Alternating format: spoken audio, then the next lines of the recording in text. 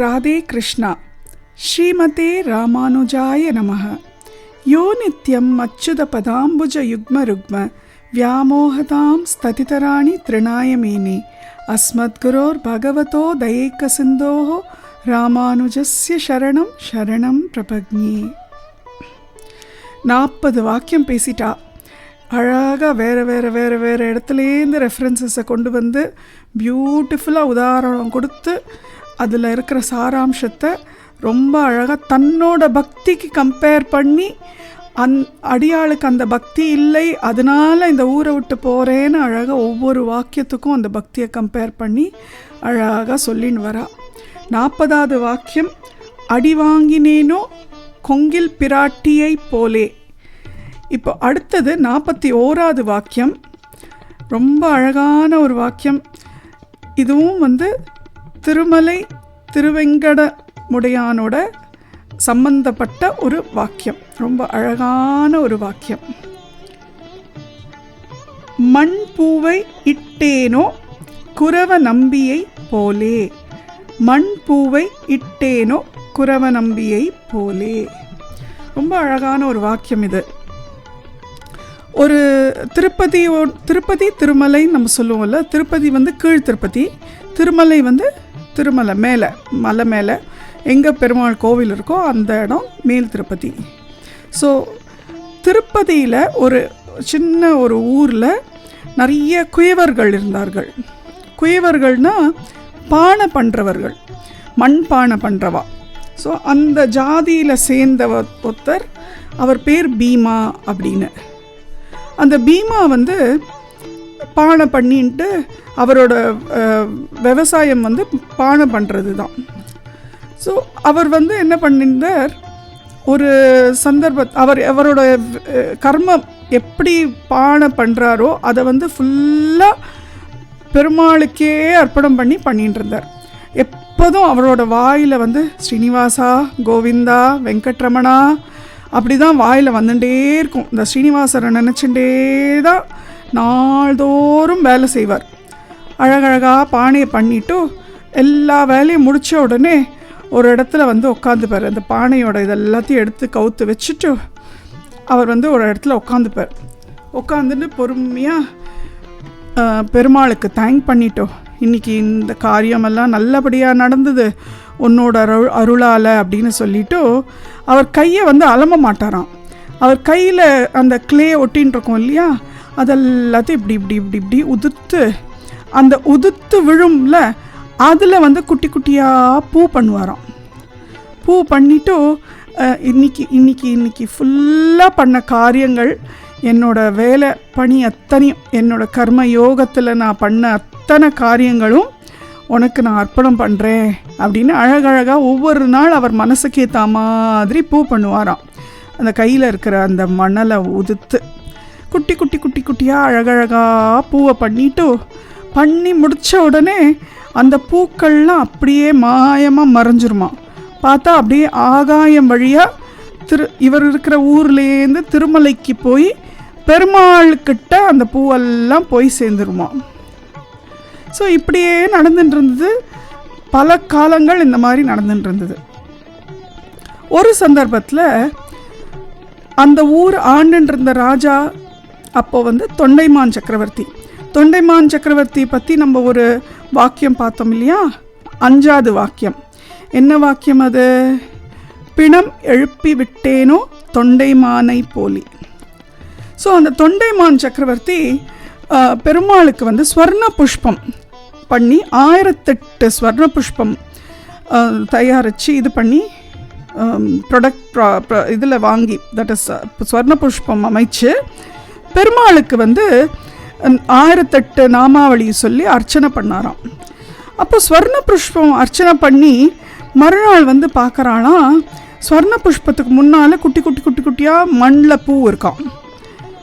இவர் உடனே பார்த்தாராம், யார் இந்த ஸ்வர்ண புஷ்பத்துக்கு நடுவில் மண்ணில் பூ போட்டிருக்கா பெருமாளுக்கு அப்படின்னு அந்த அர்ச்சகர் எல்லாரையும் கூப்பிட்டு, இந்த மாதிரி இந்த மண் பூவெல்லாம் யார் போட்டேள் அப்படின்னு கேட்குறாளாம். உடனே அந்த அர்ச்சகர் எல்லாம் சொல்கிறாலும், எங்களுக்கு தெரியாது, நாங்கள் போடவே இல்லை, நீங்கள் அர்ச்சனை பண்ணிட்டு போனதோடு சரி, நாங்கள் அதுக்கு மேலே எந்த அர்ச்சனையும் நாங்கள் பண்ணலை அப்படின்னு அவள்லாம் சொல்கிறாளாம். சொன்ன உடனே இவருக்கு புரியலையா, என்னது இது அப்படின்னு. பெருமாளை இவர் தான் பெருமாள்கிட்ட எல்லாம் பேசுவாரே, பெருமாளே ஏது நீங்கள் இந்த மாதிரி ஒரு மண்பூவை அக்செப்ட் பண்ணின்னு இருக்கீங்கன்னா, அந்த பக்தன் என்னோட பக்தியோடு அதிகமான ஒரு பக்தனாக இருக்கணும், அந்த பக்தனை எனக்கு காட்டி கொடுங்கோ. யார் அந்த பக்தன்? இந்த மாதிரி ஒரு மண்பூவை போட்டு அந்த மண்பூவை நீங்கள் அழகாக ஏற்றுருக்கேளே அப்படின்னு சொன்ன உடனே பெருமாள் இந்த மாதிரி காமிச்சு கொடுத்துட்றாராம். இந்த ஊருக்கு போ, அந்த ஊரில் பீமான்னு ஒருத்தர் இருப்பான், அவனை நீ பாரு, அவன் தான் இந்த மாதிரி எனக்கு பூவை இந்த மண் பூவை போடுறான் அப்படின்னு. உடனே சரி இந்த பீமா பார்க்கணுன்னு சொல்லிவிட்டு எங்கே இருக்கான்லாம் பெருமாளே அட்ரஸ் எல்லாம் கொடுத்துட்றாராம். கொடுத்த உடனே இவர் மறுநாள் காலங்காத்தால் வந்துடுறாராம். அந்த இடத்துக்கு வந்தால் இந்த பானம் பண்ணுறவரை பார்த்த உடனே சரி இவர் தான் பீமாவாக இருக்கணும் அப்படின்ட்டு இவரையே பீமாவுக்கு தெரியாமல் மரவில் நின்று இவரை கவனிச்சுட்டே இருக்காராம். காத்தாலேருந்து சாயங்காலம் வரைக்கும் வேலை பண்ணுறாராம் பீமா. அவரோட பானையை பண்ணி பண்ணி பண்ணி வச்சு வச்சு அதெல்லாம் ஒலர வைக்கிறது, அந்த மாதிரி கவுக்கிறது, ஏதோ பண்ணிட்டுருக்கார். காத்தாலேருந்து சாயங்காலம் வரைக்கும் ஓயாத வேலை பண்ணுறாராம். சரி இவரும் பார்த்தாராம், என்ன இது சாதாரணமாக வேலை பண்ணிட்டுருக்கார், இதில் என்ன அவ்வளோ பெரிய இது அப்படின்னு. அதுக்கப்புறம் பார்த்தா எல்லா வேலையும் முடிஞ்ச உடனே அதே மாதிரி பீமா அவரோட அந்த சக்கரத்தெல்லாம் எடுத்து வச்சுட்டு கவுத்து வச்சுட்டு அவர் ஒரு இடத்துல உட்காந்துக்கிறார். உட்காந்துன்ட்டு கடவுளை அப்படியே பிரார்த்தனை பண்ணிட்டு கண்ணை மூடிண்டு அவர் கையில் இருக்கிற அந்த மண்ணெல்லாம் களி மண் எல்லாத்தையும் கீழே உதுத்து குட்டி குட்டியாக பூ பண்ண ஆரம்பிக்கிறார். எல்லா கையில் இருக்கிற உதுத்து பூ பண்ணிவிட்டு அழகாக இத்தனை இன்னைக்கு கார்த்தாலேருந்து சாயங்காலம் வரைக்கும் நடந்த எல்லாம் உங்களோட செயல்தான், அதுக்கெல்லாம் நன்றி சொல்லிவிட்டு அழகழகாக பூவை பண்ணி அப்படியே சைடில் அப்படியே வைக்கிறாராம். அந்த பூவெல்லாம் பூ வச்சு ஒரு 5 நிமிஷத்தில் பார்த்த உடனே எல்லா பூவும் உதுத்து வச்சு உதுத்த பூவெல்லாம் உதுத்த மண்ணெல்லாத்தையும் பூவாக்கி அங்கே வச்ச உடனே அந்த பூவெல்லாம் அப்படியே மாயமாயிடுறதான். அப்படியே தொண்டைமான் சக்கரவர்த்தி பார்த்துட்டுருக்கார், என்ன இது மாயமாக மறைஞ்சுடுத்து அப்படின்னு பார்த்தா அந்த பூவெல்லாம் அப்படியே மேலே ஆகாயத்தில் பறந்து போகிறதான். திருமலை பக்கம் பெருமாள் கோவில், திருமலையில் இருக்கிற பெருமாள் கோவில் பக்கம் பறந்து போயின்னு இருக்கான். இவருக்கு ஆச்சரியம் தாங்க முடியல. அவர் உடனே அப்படியே சாஷ்டாங்கமாக இவரோட காலில் விழுந்துட்டு, நீதான்ப்பா குருவை நம்பி அப்படின்னு சொல்லிட்டு காலில் விழறாளாம். காலில் விழுந்தோடனே இவருக்கு ஒன்றுமே புரியலையாம். யார் நீங்கள், என்ன வேணும் அப்படின்ன உடனே, நான் கார்த்தாலேருந்து உன்னை பார்த்துட்டுருக்கேன், உன்னோட பக்தியை நான் பாராட்டணும், ரொம்ப எப்பேற்பட்ட பக்தி, எவ்வளோ அழகாக உன்னோட காரியங்கள் எல்லாம் பெருமாளுக்கு அர்ப்பணிச்ச, எப்பேற்பட்ட பக்தி அது, எனக்கு ரொம்ப சந்தோஷமாக இருக்குது உன்னை பார்த்து, இந்த மாதிரி பக்தி எல்லாருக்கும் இருக்கணும் அப்படின்ன உடனே குரவ நம்பிக்கை மூஞ்சி சுருங்கி போயிடுத்தான். ஏன் சுருங்கி போயிடுத்துன்னா, அவர் அவரோட பக்தி அவருக்கும் கடவுளுக்கும் நடுவில் மட்டும் அப்படின்னு வச்சுட்டு இருந்தார். இது ரொம்ப அந்தரங்கமான ஒரு விஷயம். It is only between him and God. அப்படி இருக்கிற விஷயத்தை பெருமாள் இவர்கிட்ட சொல்லிட்டாரே அப்படின்னு இவருக்கு ரொம்ப வருத்தம். ஏன்னா எதனால் வருத்தம்னா, பெருமாள் சொன்னதுனால வருத்தம் இல்லை. பெருமாள் ராஜா கிட்ட உடனே இவர் கேட்குறாரு, நீங்கள் யார் தெரிஞ்சுக்கலாமான்னு உடனே இவர் நான் தொண்டைமான் சக்கரவர்த்தின்னு சொன்ன உடனே இவருக்கு இன்னும் ரொம்ப வருத்தம் ஜாஸ்தி ஆகிடுறது. ஏன்னா சக்கரவர்த்தினா அவர் ராஜா ஃபுல்லாக அந்த ராஜ்யத்திலே பரப்பிடுவார்ல இந்த விஷயத்த. அப்போது இவர் இந்த பீமாவோட புகழ் எல்லா பக்கம் பரவிடுத்துன்னா, அப்போ இவரோட பக்தி அப்படியே எல்லாருக்கும் தெரிஞ்சு போயிடும். அப்போ இவருக்கு ஒரு ஈகோ வந்துடும். அப்போ அந்த பக்தியோட பாவம் குறைஞ்சு போயிடும். அதனால இவருக்கு ரொம்ப வருத்தமாயிடுதான்.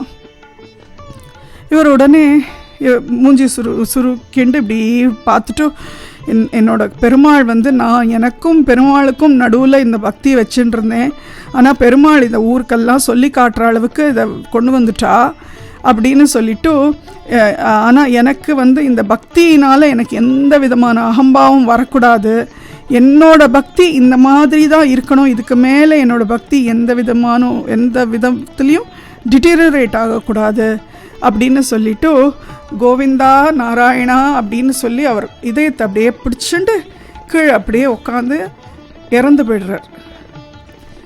எவ்வளோ பக்தி இருந்ததுன்னா அந்த பக்தி கொஞ்சம் கூட அகம்பாவமாக மாறக்கூடாதுன்ற எண்ணத்தோடு அவர் உயிரையே விட்டுறாராம். இந்த விஷயத்தை தான் பெண் பிள்ளை பிடிச்சிக்கிறா. இந்த மாதிரி எப்பேற்பட்ட பக்தி அந்த குரவை நம்பிக்கை. அப்படி அந்த பக்தியினால் அகம்பாவம் வரக்கூடாதுன்னு எண்ணினவர் அப்பேற்பட்ட பக்தி எவ்ரிடே அவரோட பணியை பெருமாளுக்கு அர்ப்பணம் பண்ணிட்டு இருந்தார். பெருமாளும் அந்த பணியை அழகாக ஏற்றுண்டு அவ்வளோ அழகாக அந்த பூவை அவர் பாதத்தில் விழற மாதிரி அமைச்சுட்டு இருந்தார். எவ்வளோ பெரிய விஷயம் அது. எல்லாருக்கும் அந்த விஷயம் கிடைக்காது. இத்தனைக்கும் அந்த குருவை நம்பி தினமும் கோவிலுக்கு போகிறது கிடையாது. அவர் இருக்கிறதோ கீழ் திருப்பதியில், பெருமாள் இருக்கிறதோ மேல் திருப்பதியில். ஆனால் இந்த பூவோ அழகாக கீழ் திருப்பதியிலேருந்து மேல் திருப்பதி வரைக்கும் போய் பெருமாளுக்கு அந்த பூ அம்சமாக விழருது, அர்ச்சனையாக விழருது. இந்த மாதிரியான பக்தி அடியாளுக்கு இல்லையே சுவாமி. நான் நினச்சா அந்த மாதிரி இங்கே கூட நிறைய இருக்குது. காவேரி ஆறு இருக்குது, அந்த ஆத்தங்கரையில் போய் அழகாக நான் மணலை எடுத்து பூ பண்ணி இந்த புஷ்பமாவது நான் வைத்தமாநிதி பெருமாளுக்கு நான் அர்ப்பணம் பண்ணியிருக்கலாம். ஆனால் அடியாள் அப்படிலாம் பண்ணவே இல்லை சுவாமி. அடியாள் ஒரு மொசல் புழுக்க, வரப்பில் இருந்தா என்ன வயலில் இருந்தா என்ன, என்னால் எந்த பிரயோஜனமும் இல்லை சுவாமி. நான் அதனால் ஊரை விட்டே போகிறேன் அப்படின்னு சொல்கிறாளாம்.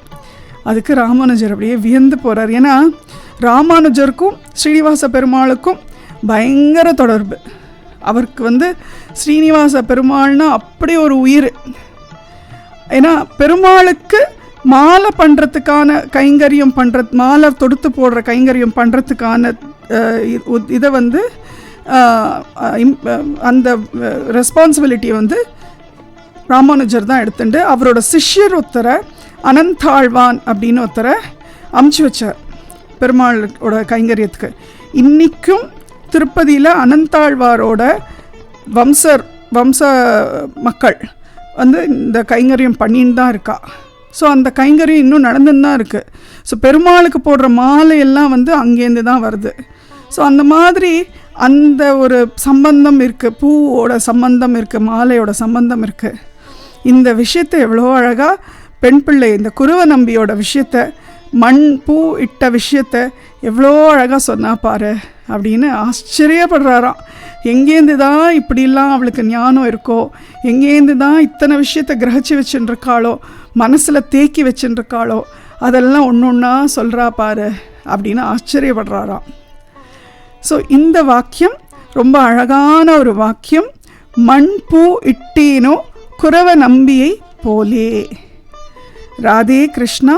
ஸ்ரீமதே ராமானுஜாய நமஹ.